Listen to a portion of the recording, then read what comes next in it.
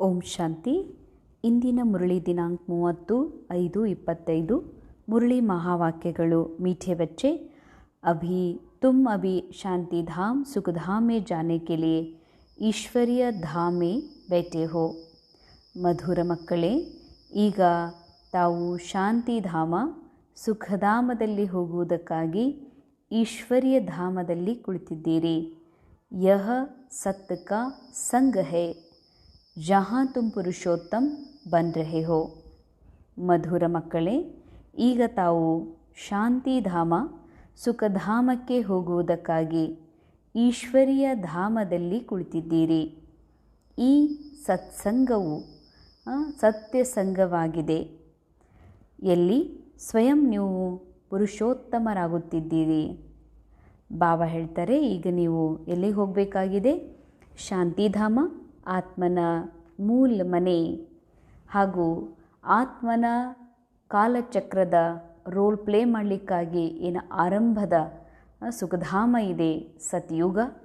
So ಅಲ್ಲಿಗೆ ಹೋಗೋದಕ್ಕಾಗಿ ಈಶ್ವರ್ಯ ಧಾಮದಲ್ಲಿ ಕುಳಿತಿದ್ದೀರಿ ಅಂತಾರೆ ಬಾಬಾ. ಯಾಕೆಂದರೆ ಇದು ಸತ್ಯ ಪರಮಾತ್ಮನ ಸಂಘ ಆಗಿದೆ. ಇಲ್ಲಿ ನೀವು ಆತ್ಮ ಪುರುಷೋತ್ತಮರಾಗ್ತೀರಿ ಅಂತಾರೆ ಬಾಬಾ. ಆ್ಯಕ್ಚುಲಿ ಶಾಂತಿಧಾಮ ಸುಖಧಾಮ ಅಂದರೆ ಭಾಳಷ್ಟು ಬಾರಿ BK ಆದಮೇಲೆ ನಮ್ಗೆ ಪಿಕ್ಚರ್ ಇದೇ ಮೂಡಿರ್ತದೆ. ಶಾಂತಿಧಾಮತ್ತಂದ್ರೆ ಈ ವತನ, ಸಾಕಾರ ವತನ, ಸೂಕ್ಷ್ಮ ವತನ ದಾಟಿ ಮೇಲ್ಗಡೆ ಇದೆಯಲ್ಲ, ಇದೆಲ್ಲ ಯೂನಿವರ್ಸ್ ದಾಟಿರುವಂಥದ್ದೇನು ಪರಮಧಾಮ ಇದೆ, ಅದು ಶಾಂತಿಧಾಮ. ನಂತರ ಸ್ಥೂಲವಾಗಿ ನಿರ್ಮಾಣ ಆಗಿರುವ ಬಂಗಾರ, ಮುತ್ತು, ವಜ್ರ, ರತ್ನಗಳಿಂದ ಭರಿತವಾದಂಥ ಸ್ವರ್ಗ, ಬೆಟ್ಟ ಗುಡ್ಡ, ಅಲ್ಲಿ ಕಂಚನಕಾಯ ಆಗಿರುವಂಥ ಶರೀರ, ದೇವತೆಗಳು. ನಮಗನ್ನಿಸ್ತದ ಇದು ಸತ್ಯುಗ ಅಂತ. ಆದರೆ ಆ್ಯಕ್ಚುಲಿ ಬಾಬಾ ನಮ್ಮನ್ನು ಮೊದಲು ಎಲ್ಲಿ ಕರ್ಕೊಂಡು ಹೋಗ್ತಾರಂದರೆ ಶಾಂತಿಧಾಮ ಸುಖಧಾಮ. ಯಾವ ಶಾಂತಿಧಾಮ ಸುಖಧಾಮ? ಇಲ್ಲೇ ಆತ್ಮನ ಒಂದು ಹೈಯೆಸ್ಟ್ ಸ್ಥಿತಿ, ಮೂಲ ಆತ್ಮದ ಶಾಂತಿಯ ಅವಸ್ಥೆನೇ ಶಾಂತಿಧಾಮ. ಏನು ಶಾಂತಿಧಾಮದಲ್ಲಿದೆ ಅದು ಆತ್ಮನಲ್ಲಿದೆ. ಆದರೆ ಅದರ ಒಂದು ಅನುಭೂತಿಯಿಂದ ಮನಸ್ಸು ಯಾಕೆ ದೂರ ಆಗಿದೆ? ಯಾಕೆ ನಾವು ಮನುಷ್ಯರು ನನ್ನೊಳಗೆ ಇರುವ ನನ್ನ ಸತ್ಯ ಆತ್ಮದ ಶಾಂತಿ ಅನುಭೂತಿ ಯಾಕೆ ಮಾಡ್ತಿಲ್ಲ ಅಂದರೆ, ದ್ವಾಪರ ಯುಗದಿಂದ ಈ ಮನಸ್ಸು ಮಾಯೆಗೆ ವಶಭೂತಾಗಿ ಮಾಯಾ ಜಗತ್ತಿನ ಎಲ್ಲವೂ ಕೂಡ ಇದೇ ನಾನು, ಇದೇ ಸತ್ಯ, ಇದೇ ಎಲ್ಲವೂ ಅಂತ ಅಂದ್ಕೊಂಡಿದ್ದಕ್ಕೆ ಆತ್ಮನ ಆಂತರಿಕ ಸಂಪೂರ್ಣ ಶಾಂತಿ ಅನುಭೂತಿಯಿಂದ ದೂರ ಆಗಿ ಕಲಿಯುಗದಲ್ಲಿ ಮನಸ್ಸು ಶಾಂತಿಯನ್ನು ಹುಡುಕ್ತಾ ಇದೆ. ಸುಖಧಾಮದ ಸುಖವನ್ನು ಇಲ್ಲಿ ಹುಡುಕ್ತಾ ಇದೆ ಮನಸ್ಸು. ಅದಕ್ಕಾಗಿ ಬಾಬಾ ಹೇಳ್ತಾರೆ, ಶಾಂತಿನೂ ನೀನೇ ಇದ್ದೀ, ಸುಖನೂ ನೀನೇ ಇದ್ದೀ. ಆತ್ಮ ಇರುವುದೇ ಶಾಂತಿಧಾಮ, ಆತ್ಮನೊಳಗ ಶಾಂತಿಧಾಮ ಇದೆ.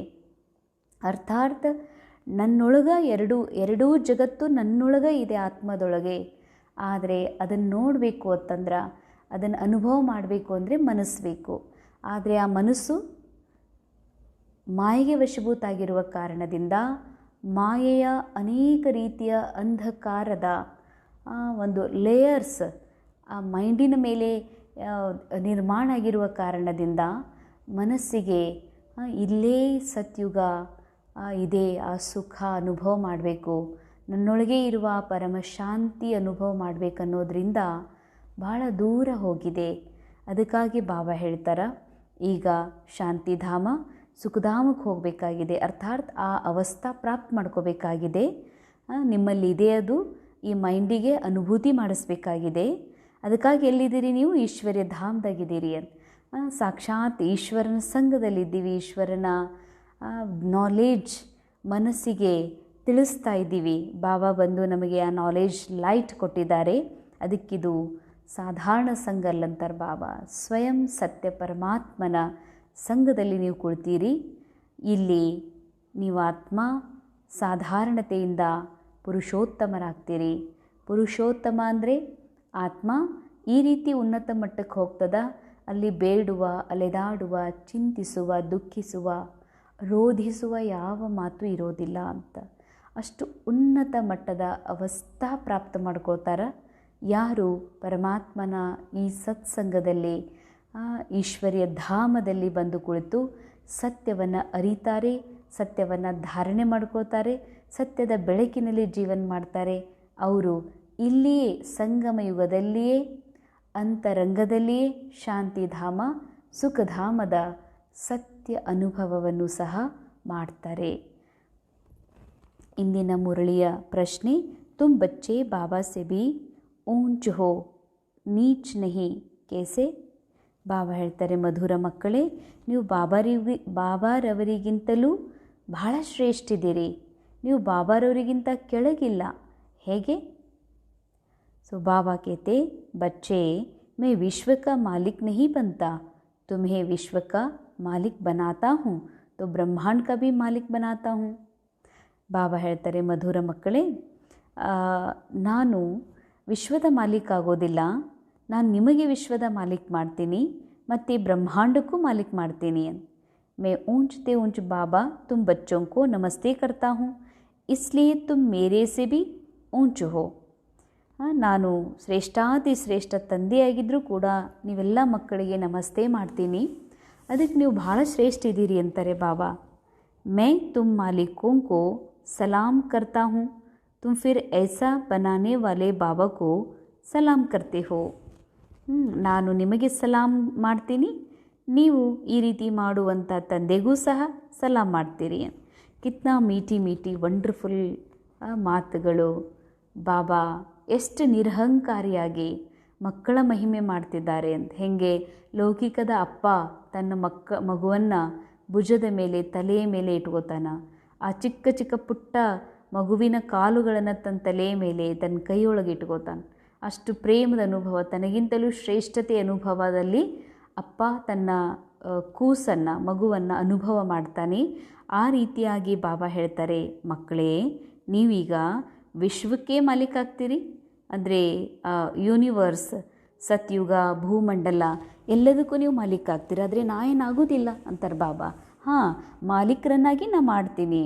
ಮತ್ತು ಬ್ರಹ್ಮಾಂಡ ಪರಂಧಾಮಕ್ಕೂ ನೀವೇನಾಗ್ತೀರಿ, ಪರಂಧಾಮ್ ಸೂಕ್ಷ್ಮಲೋಕ ಮೂರೂ ಲೋಕಕ್ಕೂ ನೀವು ಮಾಲೀಕ ಆಗ್ತೀರಿ, ನಾನಂತೂ ಆಗೋದಿಲ್ಲ ಅಂತಾರೆ ಬಾಬಾ. ನಾ ಶ್ರೇಷ್ಠಾತಿ ಶ್ರೇಷ್ಠ ತಂದೆ ಬಂದು ಪ್ರತಿನಿತ್ಯ ನಿಮಗೆ ನಮಸ್ತೆ ಹೇಳ್ತೀನಿ. ಅಂದರೆ ಮೀಠೆ ಮೀಠೆ ಸಿಕ್ಕಿಲ್ಲದೆ ಬಚ್ಚೋಂ ಪ್ರತಿ ಅಂತ ಹೇಳ್ತಾ ಬಾಬಾ ನಮಗೆ ಮಧುರಾತಿ ಮಧುರ ಅಗಲಿ ಹೋಗಿ ಮರಳಿ ಸಿಕ್ಕಿರುವಂಥ ಮಕ್ಕಳ ಪ್ರತಿ ತಂದೆ ನಮಸ್ತೆ ಅಂತ ಹೇಳ್ತಾರಲ್ಲ, ಸೊ ಯಾರಿಗೆ ಹೇಳ್ತಾರೆ ಬಾಬಾ? ಸಾಧಾರಣ ಯಾರಾದರೂ ವ್ಯಕ್ತಿಗೆ, ದೊಡ್ಡ ವ್ಯಕ್ತಿ ನಮಸ್ಕಾರ ಮಾಡಿದರು ಅಂದರೆ ಏನಿದು ಇಂತಹ ದೊಡ್ಡ ಸ್ಥಾನದಲ್ಲಿದ್ದು ಹೀಗೆ ಮಾಡ್ತಾರ ಅಂತ. ಭಲೆ ನಾವು ಆತ್ಮ ಕ್ಯಾರೆಕ್ಟರ್ ಒಳಗೆ ಅನೇಕ ತಪ್ಪು ಮಾಡಿರ್ಬೋದು, ಅನೇಕ ಕೆಳಮಟ್ಟದ ಜೀವನ ನಡೀತಾ ಇರ್ಬೋದು ಕ್ಯಾರೆಕ್ಟರ್ ಒಳಗೆ, ಆದರೆ ಬಾಬಾ ನಮಸ್ತೆ ಮಾಡೋದು ಆತ್ಮರಿಗೆ. ಎಂಥ ಆತ್ಮರಿಗೆ ಅಂದರೆ, ಯಾರು ಸ್ಟಾರ್ಟಿಂಗ್ ಒಳಗೆ ಪರಂಧಾಮದಿಂದ ಕೆಳಗೆ ಬರಬೇಕಾದ್ರೆ ಯಾವ ಮೂಲ ಸ್ಥಿತಿಯಲ್ಲಿ ಸ್ಥಿತ ಆಗಿರುವಂಥ, ಹೈಯೆಸ್ಟ್ ಕಾನ್ಷಿಯಸ್ಸಲ್ಲಿರುವಂಥ ಪರಮಾತ್ಮನ ಸಮಾನ ನಿರ್ವಿಕಾರಿ ನಿರಹಂಕಾರಿ ಪವಿತ್ರ ಆಗಿರುವಂಥ ಮಕ್ಕಳಿದ್ರೋ ಆ ಮಕ್ಕಳನ್ನು ಸ್ಮೃತಿ ಮಾಡಿಕೊಂಡು ಬಾಬಾ ಆತ್ಮಾರೂಪಿ ಮಕ್ಕಳಿಗೆ ನಮಸ್ತೆ ಮಾಡ್ತಾರೆ. ಅಂದಮೇಲೆ ಬಾಬಾ ಅಂತಾರೆ, ನೀವು ಬಾಬನಿಗಿಂತಲೂ ಶ್ರೇಷ್ಠರಾದ್ರಲ್ಲ ಅಂತ. ಅಂದರೆ ಎಷ್ಟು ನಿರಹಂಕಾರಿಯಾಗಿ ಬಾಬಾ ಹೇಳ್ತಾರೆ, ನಾನು ನಿಮಗೆ ನಮಸ್ತೆ ಮಾಡ್ತೀನಿ, ನೀವು ನನಗಿಂತ ಶ್ರೇಷ್ಠಿದ್ದೀರಿ, ನನಗಿಂತಲೂ ನೀವು ಡಬಲ್ ಮಾಲೀಕರಿದ್ದೀರಿ, ಡಬಲ್ ಪೂಜನೀಯ ಇದ್ದೀರಿ ಅಂತ ಹೇಳ್ತಾರೆ ಬಾಬಾ. ಇತ್ತನ ಬಡ ಬಾಬಾ, ಇಷ್ಟು ದೊಡ್ಡ ಬಾಬಾ, ಇಷ್ಟು ಸರ್ವಶಕ್ತಿಮಾನ್, ಎಲ್ಲದರಿಂದ ಪರಿಯಾಗಿರುವಂಥ ಬಾಬಾ ದಾತ ಬಂದು ಮಕ್ಕಳಿಗೆ ಈ ರೀತಿ ಹೇಳ್ತಾರಂದ್ರೆ ಇದು ಕೇವಲ ಮಜಾಕ್ ಅಲ್ಲ ಅಂತ. ಬಾಬಾ ಮಕ್ಕಳೊಳಗಿನ ಸತ್ಯವನ್ನು ನೋಡಿದ್ದಾರೆ. ಆತ್ಮ ಅಷ್ಟು ಶ್ರೇಷ್ಠ ಇದೆ ಅನ್ನೋದು ಬಾಬಾ ಗೊತ್ತಿದೆಯಲ್ಲ, ಅದಕ್ಕೆ ಬಾಬಾ ಆತ್ಮರ ಆ ಉನ್ನತ ಸ್ಥಿತಿಗಾಗಿ ನಮಸ್ತೆ ಮಾಡ್ತಾರೆ, ಡಬಲ್ ಮಾಲೀಕ್ ಮಾಡ್ತಾರೆ ಬಾಬಾ. ಅದಕ್ಕೆ ನಾವು ಮಕ್ಕಳಿಗೂ ಕೂಡ ಈ ಸ್ಮೃತಿ ಇರಬೇಕು. ಸ್ವಯಂ ಭಗವಂತ ನಮಗೆ ನಮಸ್ತೆ ಮಾಡ್ತಾರಂದ್ರೆ ನಮ್ದು ಯಾವುದೋ ಆ ಮೂಲ ಸತ್ಯ ಇದೆ. ನಾವು ಸಾಧಾರಣ ವ್ಯಕ್ತಿ, ಪುರುಷ, ಸ್ತ್ರೀ, ಅಪ್ಪ, ಅಮ್ಮ, ಮಗಳು, ಸೊಸಿ ಹೀಗಲ್ಲ. ನಾವು ಕ್ಯಾರೆಕ್ಟರ್ ಒಳಗಿರ್ಬೋದು, ನಮಗೆ ಆ ರೀತಿ ಆ್ಯಕ್ಟಿಂಗ್ ಮಾಡ್ಲಿಕ್ಕೆ ಸಿಕ್ಕಿರ್ಬೋದು. ಹೆಂಗೊಬ್ಬ ಒಳ್ಳೆ ಹೀರೋ, ಫೇಮಸ್ ಆಗಿರುವಂಥ ಹೀರೋಗೆ ಒಂದು ಸಾಧಾರಣ ರೋಲ್ ಸಿಗ್ತದೆ ಫಿಲ್ಮ್ ಒಳಗೆ, ಆದರೂ ಅವ್ನು ಭಾಳ ಚೆಂದಾಗಿ ಅದನ್ನು ಅಭಿನಯ ಮಾಡ್ತಾನೆ. ಹಾಗೆ ಅತಿ ಉನ್ನತ ಆಗಿರುವಂತಹ ದೇವಕುಲ ದೇವಾತ್ಮರು ನಾವು, ಪರಮಾತ್ಮನ ಸಂತಾನರು ನಾವು ಈ ಸೃಷ್ಟಿ ನಾಟಕದಲ್ಲಿ ಆ್ಯಕ್ಟಿಂಗ್ ಮಾಡೋಕ್ಕೆ ಬಂದಿದ್ದೀವಿ ಅಂದ್ರೆ ಆ್ಯಕ್ಟಿಂಗಲ್ಲಿ ಬೇಕಾದೂ ಸಿಗ್ತದೆ. ಸಾಧಾರಣ ರೋಲ್ ಇದೆ, ಮಧ್ಯಮ ಜೀವನ ಇದೆ, ಪುರುಷಾರ್ಥಿ ಜೀವನ ಕಾಣಿಸ್ತಾ ಇದೆ, ಅನೇಕ ಕಮಜೋರಿಗಳಿದ್ದಾವೆ, ಮಾಯೆಗೆ ವಶಭೂತ ಆಗಲ್ಪಟ್ಟಿದೆ. ಡ್ರಾಮಾನುಸಾರ ಇದು ಗೊತ್ತಿದೆ ಬಾಬಾಗ. ಮಕ್ಕಳು ಡ್ರಾಮಾನುಸಾರ ತಮ್ಮ ಆ್ಯಕ್ಟಿಂಗನ್ನು ಮಾಡ್ತಿದ್ದಾರೆ ಮತ್ತು ಮಾಯೆಗೂ ವಶಭೂತ ಆಗಿದ್ದಾರೆ. ಆದರೆ ನನ್ನ ಆತ್ಮ ನಿರಾಕಾರಿ ನಿರ್ವಿಕಾರಿ ಮಕ್ಕಳು ಸದಾ ನಿರಹಂಕಾರಿ, ಆತ್ಮ ನಿರಹಂಕಾರಿ ಇದೆ. ಎಲ್ಲ ಆತ್ಮ ನಿರಹಂಕಾರಿ ಇರೋದರಿಂದ ಆ ನಿರಂಕಾರಿ ಆದಂಥ ನಿರಾಕಾರಿ ಮೂಲ ಸ್ವರೂಪವನ್ನು ಬಾಬಾ ನೋಡೋದ್ರಿಂದ ಬಾಬಾಗ ಮಕ್ಕಳನ್ನು ನೋಡಿ ಕೆಟ್ಟ ಅನಿಸೋದೇ ಇಲ್ಲ. ಅದಕ್ಕೆ ಬಾಬಾ ಪ್ರತಿನಿತ್ಯ ಮೀಠೆ ಬಚ್ಚೇನೂ ಅಂತಾರೆ ಮತ್ತು ನಮಸ್ತೇನೂ ಮಾಡ್ತಾರೆ. ಅಂಥ ಭಾಗ್ಯವಂತ ಮಕ್ಕಳು ನಾವಿದ್ದೀವಿ ಅಂದರೆ ಭಗವಂತನ ಕಡೆಯಿಂದ ಭಗವಂತ ನಮಗೆ ಮೊಟ್ಟ ಮೊದಲು ನಮಗೆ ನಮಸ್ತೆ ಹೇಳ್ತಾರತ್ತಂದ್ರೆ ನಮ್ಮ ಭಾಗ್ಯವನ್ನು ನೆನಪು ಮಾಡಿಕೊಂಡು ಕ್ಯಾರೆಕ್ಟರ್ ಒಳಗಿರುವಂಥ ಕಮಜೋರಿಗಳನ್ನು, ಇದು ನಾನಲ್ಲ, ಇದು ನನ್ನ ನಿಜರೂಪ ಅಲ್ಲ, ನನ್ನ ನಿಜರೂಪ ನಿರಾಕಾರ ಸ್ವರೂಪಿದೆ, ಪರಮಾತ್ಮ ಬಾಪ್ ಸಮಾನಿದೆ ಎನ್ನುವಂಥ ಸತ್ಯವನ್ನು ಸದಾ ಸ್ಮೃತಿಯಲ್ಲಿ ಇಟ್ಕೊಂಡಿವೆ ಅಂದರೆ ನಾವು ಈ ಕೀಳರಿಮೆಯಿಂದ, ಈ ನೀಚತನದಿಂದ ಅಥವಾ ನಮಗೆ ನಾವು ಕಮ್ಮ, ಭಗವಂತ ಶ್ರೇಷ್ಠ ಅಂತ ತಿಳ್ಕೊಂಡಿದ್ದೀವಲ್ಲ, ಅದರಿಂದಲೂ ಕೂಡ ಮುಕ್ತ ಆಗಲಿಕ್ಕೆ ಸಾಧ್ಯ ಇದೆ. ಯಾಕೆಂದರೆ ಭಕ್ತಿಯಲ್ಲಿ ಇಲ್ಲಿವರೆಗೆ ನಾವು ನಮ್ಮನ್ನು ಕೆಳಗ ಭಗವಂತನನ್ನು ಮೇಲಿನ ರೂಪದಲ್ಲಿ ಇಟ್ಟು ಪೂಜಾ ಮಾಡ್ತಾ ಬಂದ್ವಿ. ಅದಕ್ಕೆ ನಾವು ಭಗವಂತನನ್ನು ಪಡೀಲಿಲ್ಲ, ಭಗವಂತನ ಆಸ್ತಿಗೆ ನಾವು ಹಕ್ಕದಾರ ಆಗಲಿಲ್ಲ. ಈಗ ಬಾಬಾ ಹೇಳ್ತಾರೆ, ಬರೀ ನನ್ನ ಸಮಾನ ಅಂತ ಅಷ್ಟೇ ಹೇಳ್ತಿಲ್ಲ ಬಾಬಾ, ಎಷ್ಟು ಅದ್ಭುತ ಇದೆ, ಎಷ್ಟು ನಿರಹಂಕಾರಿ ಬಾಬಾ, ಎಷ್ಟು ಪ್ರೇಮದಿಂದ ಹೇಳ್ತಿದ್ದಾರ ಮಕ್ಕಳೇ, ನೀವು ನನಗಿಂತ ಕಡಿಮಿಲ್ಲ, ನೀವು ನನಗಿಂತ ಶ್ರೇಷ್ಠ ಇದ್ದೀರಿ ಅಂತ. ಎಷ್ಟು ಅದ್ಭುತ, ಎಷ್ಟು ಮನಸ್ಸಿಗೆ ಟಚ್ ಆಗುವಂತಹ ಅತಿ ಪ್ರೇಮದ ಮಾತುಗಳಿದು ಭಗವಂತ ತಂದೆದು ಆತ್ಮಾರೂಪಿ ಮಕ್ಕಳ ಪ್ರತಿಯಾಗಿ. ಅದಕ್ಕಾಗಿ ಈ ಸತ್ಯವನ್ನು ಮನಸ್ಸಿಗೆ ಮನದಟ್ಟು ಮಾಡಬೇಕಾಗಿದೆ. ನಾನು ಕಮ್ಮಲ್ಲ, ನೀಚಲ್ಲ ಅಥವಾ ಕಮ್ಜೋರ್ ಕ್ಯಾರೆಕ್ಟರ್ ನಾನಲ್ಲ, ನಾನಿರೋದು ನಿರಾಕಾರ ಪರಿಶುದ್ಧ ಪರಮಾತ್ಮನ ಸಂತಾನಿದ್ದೀನಿ ಅನ್ನುವಂಥದ್ದು ಸ್ಮೃತಿ ಸದಾ ಸ್ಮೃತಿಯಲ್ಲಿ ಇರ್ತಾ ಈ ಮೈಂಡಿಗೂ ಕೂಡ ಮನಸ್ಸಿಗೂ ಕೂಡ ನೀ ಇಂಥ ಶ್ರೇಷ್ಠ ಆತ್ಮ ಇದೆ ಅನ್ನೋದನ್ನು ತಿಳಿಸ್ಕೊಡ್ಬೇಕಾಗಿದೆ. ಓಂ ಶಾಂತಿ.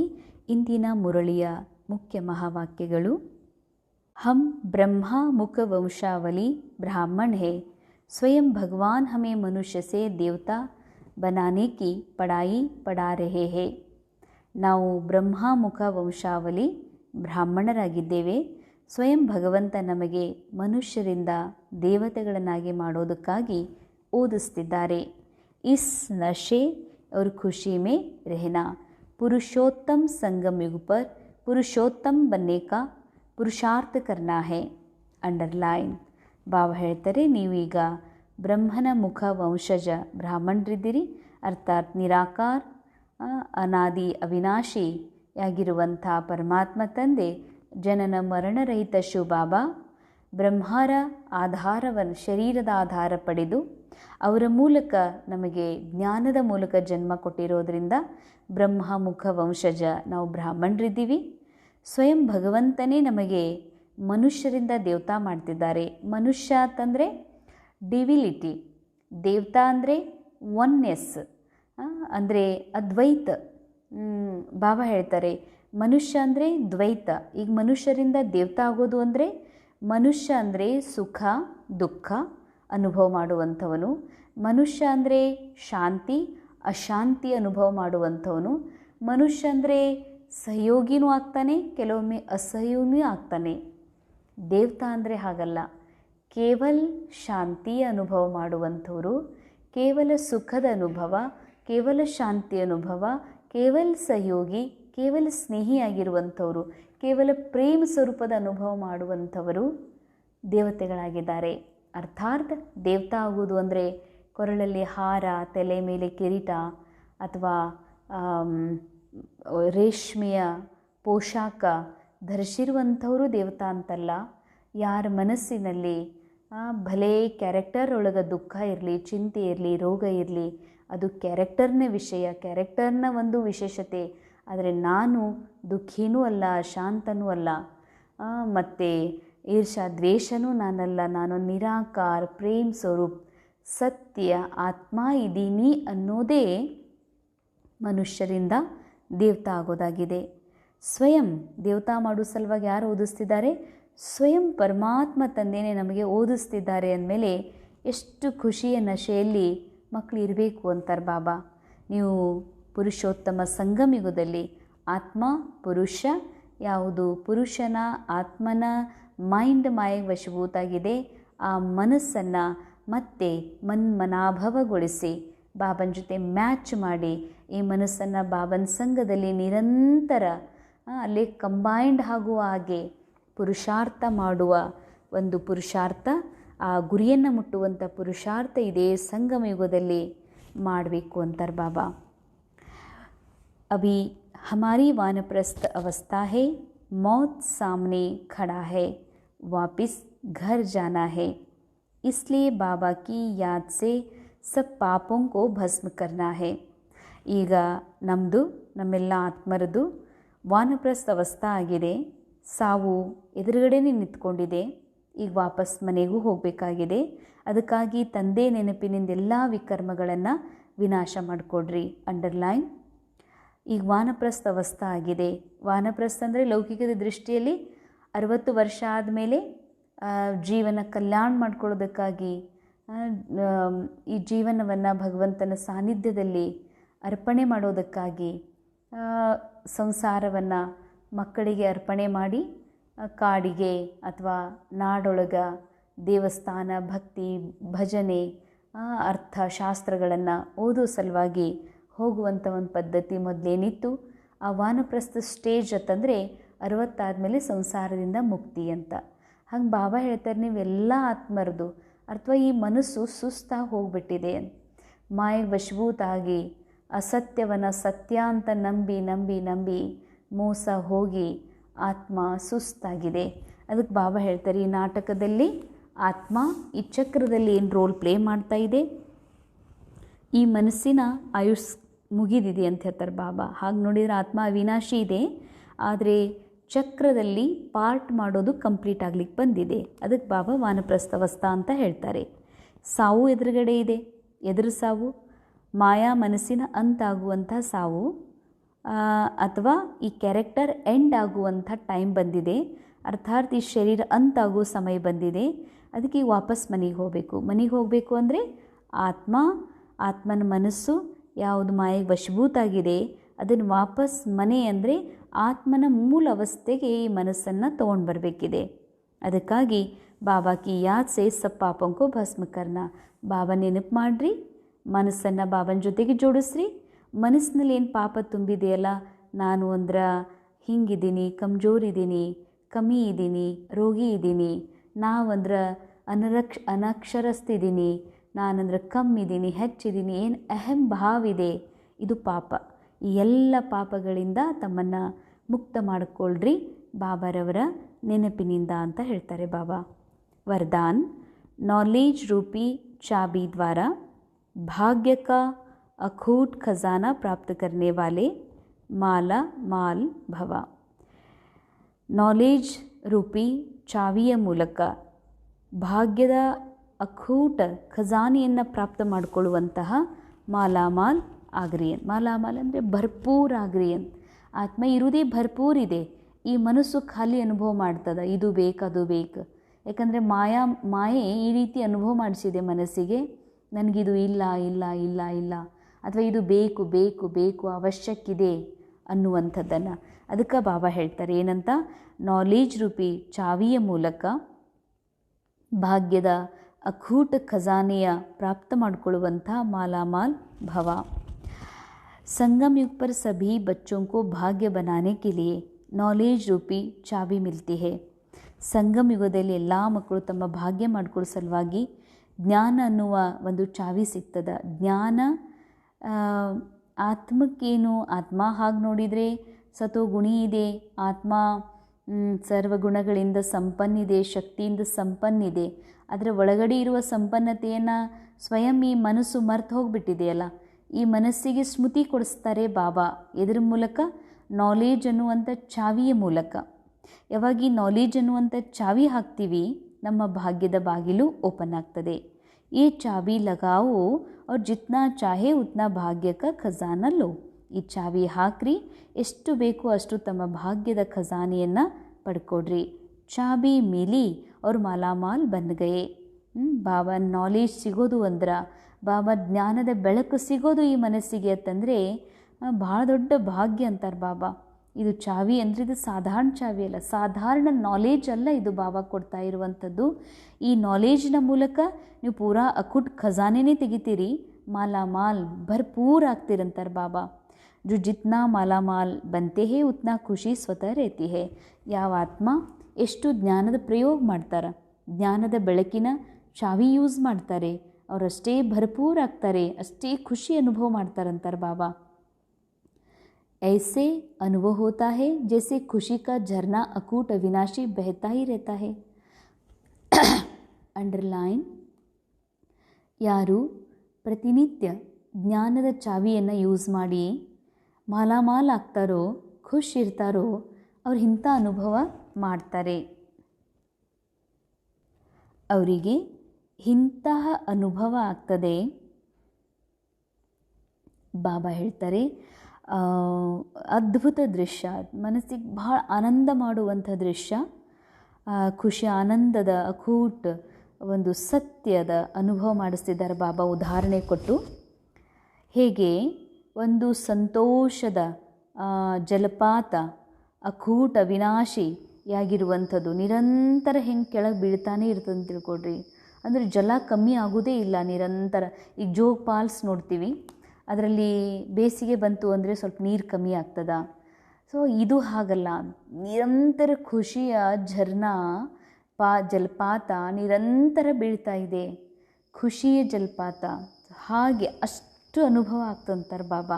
ಇದರಿಂದ ಯಾರೆಷ್ಟು ಜ್ಞಾನದ ಪ್ರಯೋಗ ಮಾಡ್ತಾರ, ಜ್ಞಾನದ ಒಂದೊಂದು ಬೆಳಕನ್ನು ತಮಗಾಗಿ ಉಪಯೋಗ ಮಾಡ್ಕೊಂಡು ತನ್ನ ಸತ್ಯದ ಅನುಭವ ಮಾಡ್ತಾರ, ಯಾರು ಈ ಜ್ಞಾನದ ಪಾಯಿಂಟ್ಸ್ಗಳನ್ನು ನಿತ್ಯ ಜೀವನದಲ್ಲಿ ಪ್ರತಿ ಕ್ಷಣವೂ ಕೂಡ, ಡ್ರಾಮಾದ ಪ್ರತಿ ಕ್ಷಣವೂ ಕೂಡ ಉಪಯೋಗ ಮಾಡ್ತಾರೆ, ಅಂಥವರಿಗಾಗಿ ಖುಷಿ ಖಜಾನೆನೇ ಓಪನ್ ಆಗ್ತದ, ಮಾಲಾಮಾಲ್ ಆಗ್ತಾರೆ ಅಂತ ಹೇಳ್ತಾರೆ ಬಾಬಾ.